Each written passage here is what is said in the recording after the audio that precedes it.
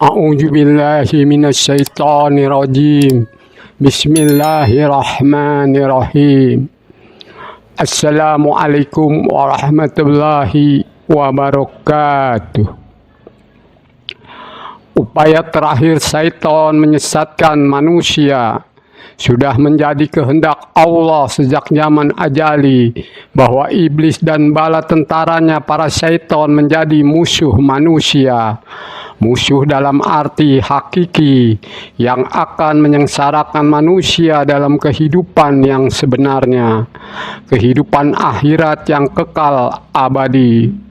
Tetapi dalam kehidupan dunia yang sementara ini, jika kita tidak waspada dan hati-hati, bisa jadi syaitan menjadi teman dan sahabat-sahabat kita yang sangat membantu, mendukung dan memudahkan kehidupan kita sehari-harinya. Baik syaitan dari kalangan jin ataupun manusia, baik dengan jalan yang nyata ataupun yang goib, tidak tanggung-tanggung upaya syaitan untuk menyesatkan ini dilakukan hingga titik terakhir kehidupan manusia, yakni ketika sakaratul maut. Ketika manusia sedang menghadapi sakaratul maut, salah satu kesulitan atau kesakitan yang dihadapi adalah rasa haus yang tidak tertahankan, sehingga seolah-olah membakar hati. Tidak hanya rasa haus secara fisik, tetapi bisa juga yang bersifat gaib. Mungkin orang-orang yang menjaga di sekitarnya telah memberinya minuman, tetapi rasa haus tidak serta-merta hilang. Dalam keadaan seperti inilah biasanya syaitan datang membawa minuman yang tampak sangat menggoda dan menyegarkan, khususnya terhadap kaum muslimin, terlebih kaum mukminin yang keimanannya sangat kuat. Sungguh mereka, para syaitan itu tidak rela jika seseorang itu meninggal dengan memperoleh keridhaan Allah. Pada puncak kehausan yang seolah tidak tertahankan itu, syaitan akan datang dengan satu gelas minuman yang sangat segar, dan ia berdiri di sisi kepala seorang mukmin. Sang mukmin yang tidak menyadari kalau ia adalah syaitan akan berkata, "Berilah aku air itu."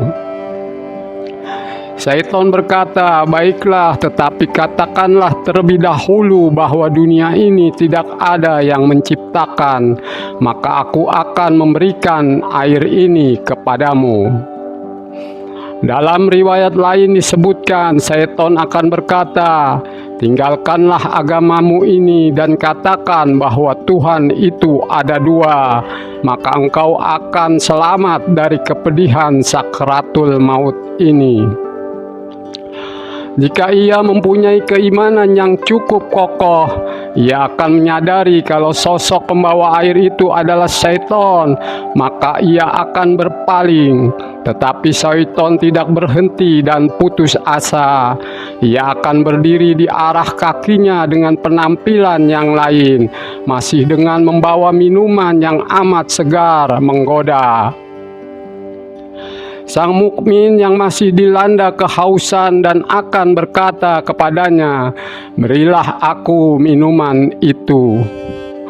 Syaitan dalam penampilan lain itu berkata, "Baiklah, tetapi katakanlah bahwa Muhammad Rasulullah Sallallahu Alaihi Wasallam itu adalah seorang pendusta, maka aku akan memberikan air ini kepadamu." Setelah mendengar jawaban seperti itu, sang mukmin akan menyadari kalau syaitan tidak akan berhenti menggodanya hingga terlepas imannya.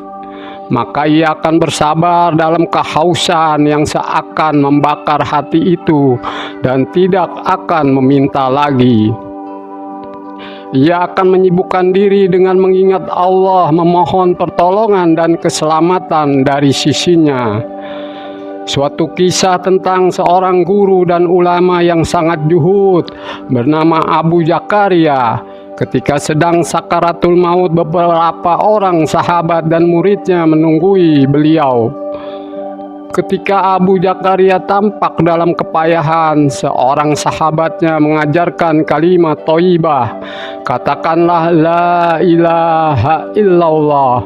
Tetapi di luar dugaan, Abu Zakaria memalingkan wajahnya.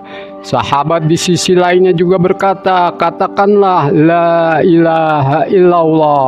Lagi-lagi Abu Zakaria memalingkan wajah.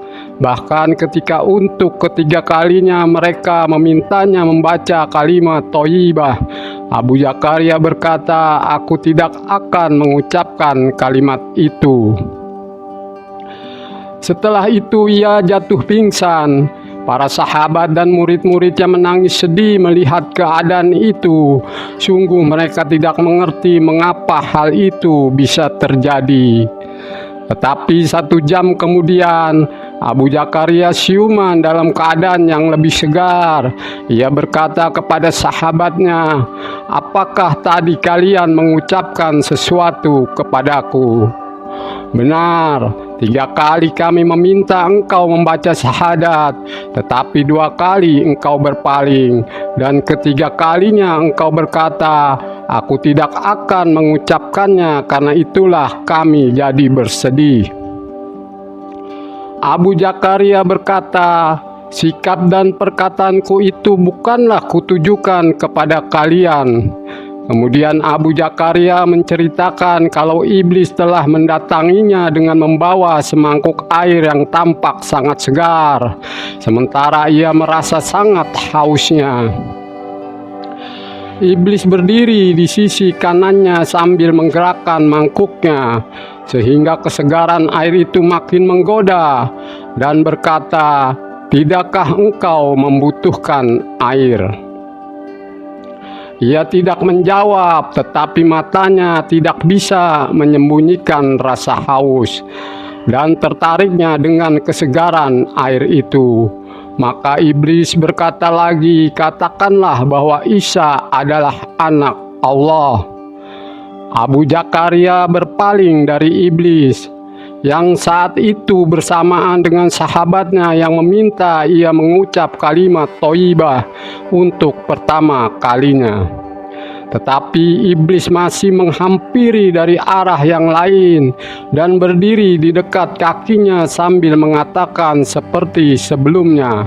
Maka ia berpaling lagi, yang bersamaan dengan sahabatnya yang memintanya membaca kalimat thayyibah untuk kedua kalinya. Belum putus asa juga, iblis menghampiri lebih dekat dengan bujuk rayunya yang memikat, mengiming-iminginya dengan minuman yang begitu segarnya, sambil berkata, katakanlah bahwa Allah itu tidak ada. Maka dengan tegas Abu Zakaria berkata, aku tidak akan mengatakannya. Saat yang bersamaan sahabatnya sedang meminta dia mengucapkan kalimat thayyibah itu untuk yang ketiga kalinya. Abu Zakaria mengakhiri penjelasannya. Seketika itu mangkok yang dibawa iblis jatuh dan pecah berantakan. Kemudian ia lari terbirit-birit. Tetapi rasa haus itu begitu menggigit dan tidak tertahankan, sehingga aku jatuh pingsan. Jadi sikap dan perkataanku itu bukan untuk kalian, tetapi untuk menolak iblis. Dan sekarang kalian saksikan semua. Asyhadu alla ilaha illallah wa asyhadu anna Muhammadar Rasulullah. Setelah itu tubuh Abu Zakaria melemah dan ia meninggal dunia dalam keadaan husnul khotimah. Semoga kita juga setiap saat selalu berdoa agar di akhir hayat kita diwafatkan dengan husnul khotimah. Amin, amin ya robbal alamin.